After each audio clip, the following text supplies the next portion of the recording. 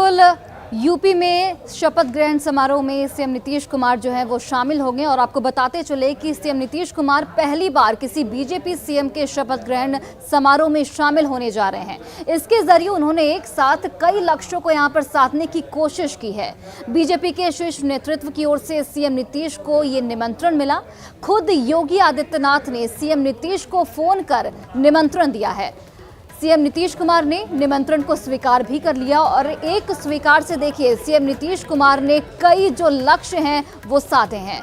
CM के स्वीकार से बीजेपी और जेडीयू के बीच की जो दूरियां हैं वो कम होंगी। एनडीए के दो घटक दलों के बीच खटास भी कम होगी। यूपी विधानसभा में जिस तरीके से यूपी विधानसभा चुनाव में बीजेपी जेडीयू में तालमेल नहीं बना था, जेडीयू ने अकेले जाकर अकेले दम पर यूपी में चुनाव लड़ा था। यूपी चुनाव में जेडीयू का प्रदर्शन कुछ खास नहीं रहा, काफी खराब रहा। शपथ ग्रहण में सीएम के शामिल होने से एनडीए को मजबूती मिलेगी, एनडीए और मजबूत होगा।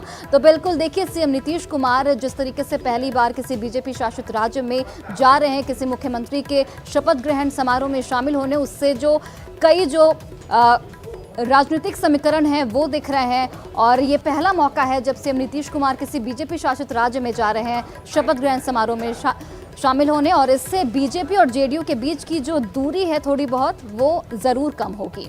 चलते हैं, बढ़ते आगे। वीआईपी के 3 विधायकों के बीजेपी में शामिल होने के बाद मुकेश सहनी की मुश्किलें बढ़ गई हैं। बीजेपी ने मुकेश सहनी से नीतीश मंत्रिमंडल के इस्तीफे की मांग कर दी है। हालांकि एनडीए की सहयोगी जेडीयू ने मुकेश सहनी का बचाव किया है और कहा है कि मुकेश सहनी को मंत्रिमंडल में बने रहना चाहिए।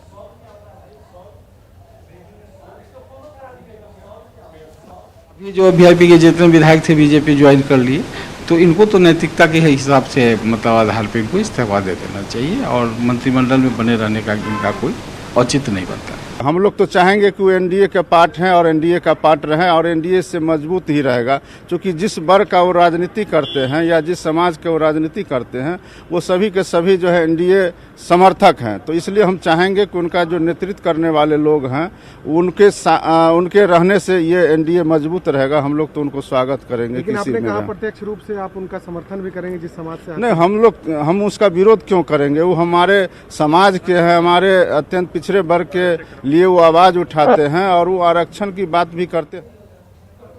और देखिए मुकेश सहनी के इस्तीफे पर एनडीए जो है वो बटा हुआ है, लेकिन सहनी का दिल लालू के लिए धड़क रहा है, वो भी आपको दिखाते हैं। जो कठिनाई अभी दिख रहा है आप लोगों के सामने में, इससे बड़े बड़े कठिनाई को हमें सामना करना पड़ेगा। आज देखिए लालू जी ने इतना अच्छा काम करने के बाद भी आज जेल में है, तो ये सब संसार का एक पार्ट है, ये होते रहेगा।